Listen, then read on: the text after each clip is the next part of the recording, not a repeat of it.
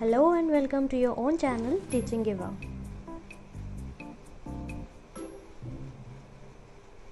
Hello everyone, hope you are good. आज हम worksheet number 27 start कर रहे हैं, जो आपके सब्जेक्ट साइंस की है, विज्ञान फॉर क्लास 10th। ये आपकी चैप्टर नंबर 6 से ही ली गई है, जैव प्रक्रम।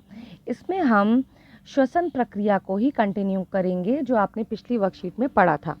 और पिछली वर्कशीट में मैंने बहुत अच्छे से आपको क्लिप्स के थ्रू, एनिमेटेड वीडियोस के थ्रू बहुत अच्छे से समझाया था पूरा प्रक्रम। ठीक है, तो इसमें हम कंटिन्यू कर लेते हैं। देखिए, इसमें हमें क्या पढ़ना है। मानव श्वसन प्रणाली को विस्तृत रूप से कार्यों के आधार पर 2 भागों में विभाजित किया जा सकता है। कितने भागों में? 2 भागों में हम उसको बांट सकते हैं, कार्यों के आधार पर। किसके आधार पे? कार्यों के आधार पे। पहला क्या है?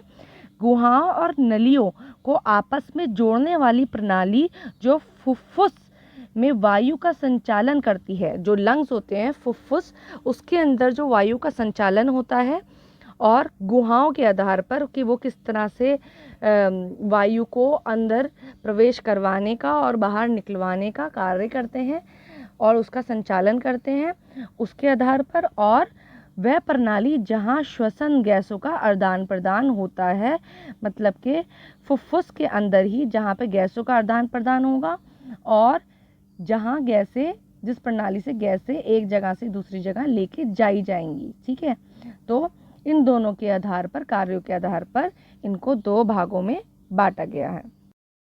अब हम इसको स्टार्ट कर लेते हैं। सबसे पहला है नाक। वायु को गर्म और फिल्टर करता है। तो नाक से जब वायु प्रवेश करती है तो वायु को क्या करेगा? गर्म और फिल्टर करेगा। फिल्टर कैसे करता है? आपने पढ़ा था कि नाक के अंदर छोटे छोटे क्या होते हैं? बाल होते हैं। और वो क्या करते हैं? कोई भी अगर कीटाणु होता है या कोई भी चीज़ बाहर से आती है तो उसको क्या कर लेता है? अंदर जाने नहीं देता, वहीं पर उसको रोक लेता है। फिर वायु नाक से होकर कहाँ जाती है? ग्रसनी में। तो वायु के लिए मार्ग जो श्वास नली की ओर जाता है, तो वो मुंह के अंदर का भाग होता है, जहाँ से खाना भी और वायु भी जाती है। तो वो क्या, कौन सा भाग कहलाता है? ग्रसनी कहलाता है। तो उसके बाद स्वर यंत्र, जो कि क्या है? Voice box. ठीक है, वो आता है, जो कंठ का एरिया होता है, कंठ का स्थान होता है। और उसके बाद श्वास नली। श्वास नली ग्रसनी को श्वसनी से जोड़ती है। ठीक है, अब श्वास नली के ऊपर आपने पढ़ा था कि ऐसे उपास्थि वलय बने होते हैं। ठीक है, और ये क्या करते हैं? श्वास नली को कोई भी क्षति होने से बचाते हैं और इसको संरचना इसको प्रदान करते हैं, श्वास नली को। और ये क्या करते हैं? जैसे कि आपने पढ़ा था, जो ग्रासिका होती है, खाने की, जो आपकी भोज्य की नली होती है, और वो, और यहाँ पर आपकी जो श्वास नली होती है बराबर बराबर होती है। तो जब खाना आता है तो यहाँ पर ये उपास्थि वल्ले बने हुए होते हैं, किस पे? श्वास नली पर। तो जब ये खाना आता है तो इसको दबाता है ये। ठीक है, तो यहाँ पर ये इसको क्षति पहुंच सकती है और वायु का जो श्वास नली की जो नली है वो दब सकती है। तो उसको दबाने से और उसको कोई क्षति ना पहुंचे, उससे उपास्थि वल्ले उसको बचाते हैं। ठीक है, और श्वास नली को खुला रखते हैं। और हमेशा क्या कर रखते हैं? श्वास नली को खुला रखते हैं। श्वास नली में श्लेष्मा, जो कि म्यूकस होता है, के साथ सीलिया। ठीक है, सीलिया मतलब छोटे छोटे जो बाल होते हैं, नामक महीन बाल। सीलिया किसको कहते हैं? छोटे छोटे महीन बालों को सीलिया कहते हैं, जो वायु को फुफ्फुस तक पहुंचाने से पहले फिल्टर करते हैं। ये भी क्या करते हैं? यहाँ पर वायु को फिल्टर करते रहते हैं। तो आप देखिए, नाक से लेकर पूरे श्वास नली तक छोटे छोटे सीलिया मौजूद होते हैं, जो कि हर परस्पर स्थान पर क्या करते हैं? वायु को फिल्टर करते रहते हैं। उसके बाद क्या होता है? श्वसनी आती है, जो कि ग्रसनी अंत में इन 2 शाखाओं में विभाजित हो जाती है। तो श्वास नली 2 ग्रसनियों में, ठीक है, श्वासनियों में, 2 श्वासनियों में विभाजित हो जाती है। तो आपने ये पढ़ा था, सबसे पहले नाक से होकर, ग्रसनी से होकर, यहाँ पर जो स्वर यंत्र से होकर, श्वास नली से होकर श्वसनी 2 भागों में विभाजित होगी और फिर श्वसनिकाओं में बटेगी। ठीक है, ये मैंने बहुत अच्छे से आपको पिछली वीडियो में, पिछली वर्कशीट में जो वीडियो डाली थी उसमें अच्छे से समझा रखा है। अगर आपको रिवाइज करना तो आप वहाँ पे जाके देख सकते हैं। मैं डिस्क्रिप्शन बॉक्स में उसका लिंक भी दे दूँगी। चलिए अब हम आगे पढ़ लेते हैं सांस लेना और सांस छोड़ना। अब हम सांस कैसे लेते हैं? ऑक्सीजन युक्त वायु लेना। तो सांस लेने में हम ऑक्सीजन युक्त वायु लेते हैं। ये पसलियों से जुड़ी मांसपेशियों के संकुचन के कारण होता है। जैसे आप एक काम करिए, 1 मिनट के लिए एक लंबी सांस अंदर लीजिए, तो आप क्या देखेंगे, जो आपकी पसलियां होती हैं उससे जुड़ी जो मांसपेशियां होंगी वो संकुचित होंगी और क्या होगा, वो ऊपर की तरफ उठेंगी। ठीक है, क्या होगा, जो आपका वृक्ष गुहा है वो ऊपर की तरफ उठेगा। यहाँ डायफ्राम समतल हो जाता है। मतलब क्या हो जाता है? फ्लैट हो जाता है, समतल हो जाता है। यहाँ पर देखिए आपको डायग्राम दिखा रखा है, इसमें देखिए डायफ्राम क्या करेगा, नीचे की तरफ मूव करेगा, नीचे की तरफ इसकी गति होगी और ये क्या हो जाएगा, समतल हो जाएगा। क्या हो जाएगा? समतल हो जाएगा। इसी तरह से इसलिए वृषीय गुहा के अंदर दबाव कम हो जाता है। वहां पर क्या होगा, जो वृषीय गुहा है वहां पर दबाव कम हो जाएगा और फेफड़ों के अंदर वायु जाती है और एकदम से फेफड़ों के अंदर क्या करेगी, वायु जाएगी। अच्छा, यहाँ एक लाइन और थी, जिससे वृषीय गुहा का आयतन बढ़ जाता है। जब डायफ्राम समतल होता है और वो नीचे की तरफ गति करता है, ये देखिए ये समतल होगा और ये नीचे की तरफ गति करेगा, तो यहाँ पर आयतन क्या होगा, बढ़ जाएगा और यहाँ पर क्या होगा, एक तरह से दबाव कम होगा, तो बाहर की वायु अंदर की तरफ मूव करेगी, प्रवेश करेगी। ठीक, अब इसी तरह से सांस छोड़ने का हम देखते हैं, कार्बन डाइऑक्साइड का निष्कासन, कार्बन डाइऑक्साइड को बाहर निकालना।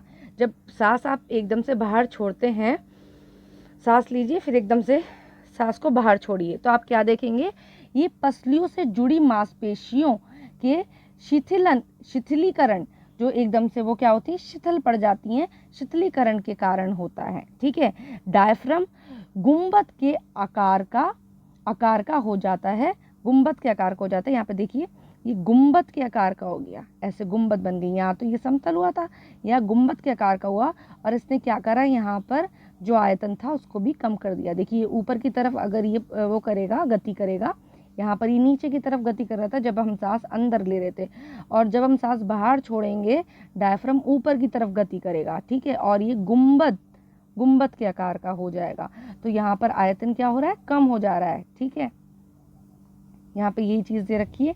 इससे वशीय गुहा क्या है, ये जो बाहर का आपका बाहर का जो ये दिखा रखा है, ये वशीय गुहा है।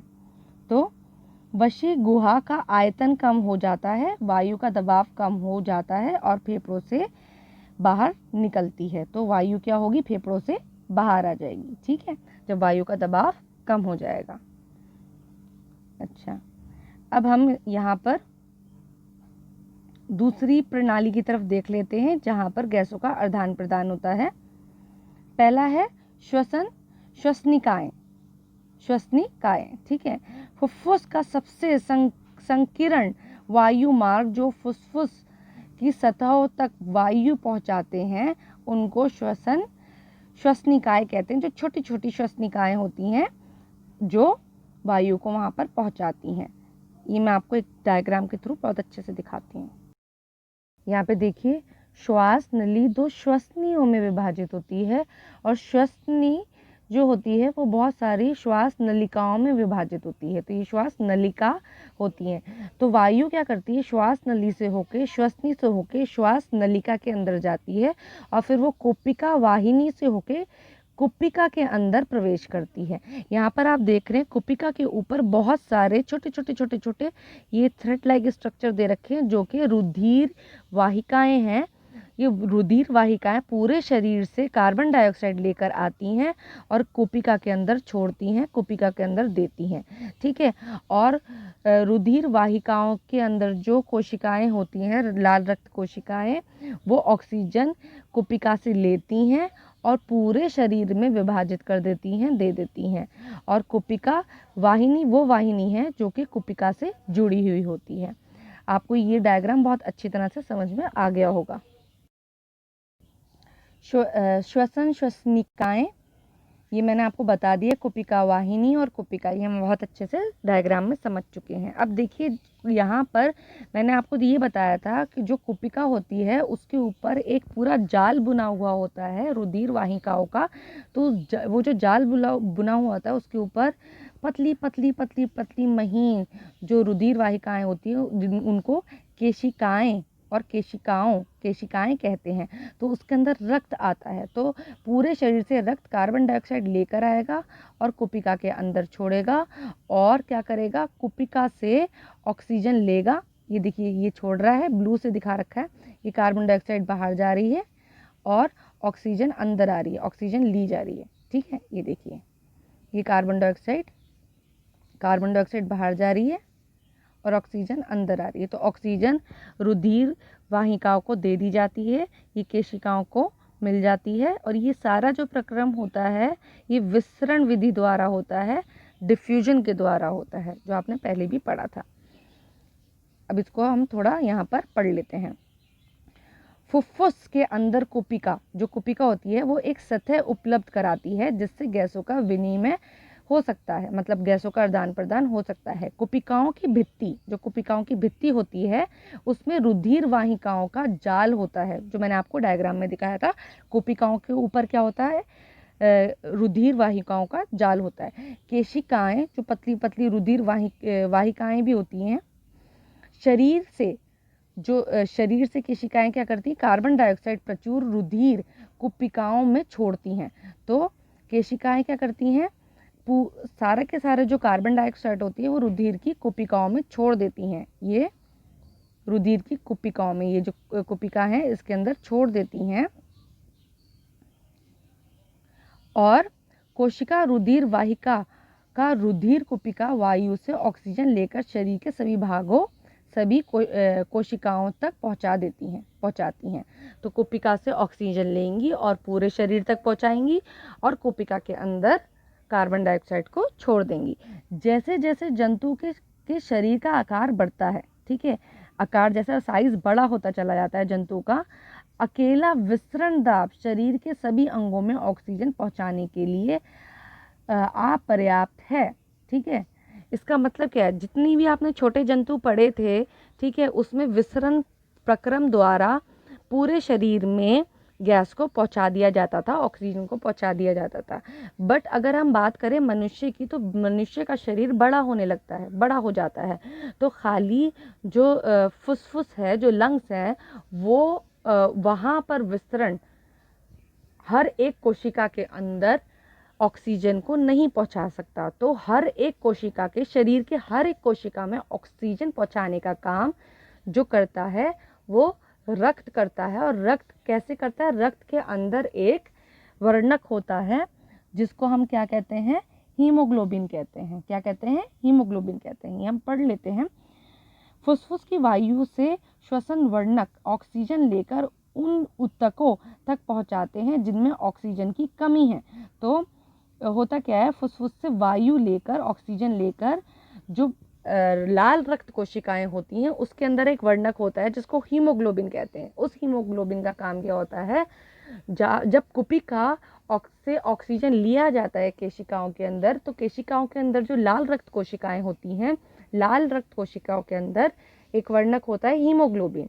हीमोग्लोबिन ऑक्सीजन को लेता है और सारे जो पूरे का पूरा शरीर होता है वहाँ पर जाता है, और जिस जिस भाग में वो पहुँचता है वहाँ पर वो ऑक्सीजन, उस कोशिका को ऑक्सीजन दे देता है, और वहाँ से कार्बन डाइऑक्साइड जो होती है रक्त के अंदर घुलती है और वो कुपिका तक दोबारा वापस लेकर लाई जाती है। ठीक है, तो मानव में श्वसन वर्णक कौन है, हीमोग्लोबिन है, जो ऑक्सीजन के लिए उच्च बंधुता रखता है।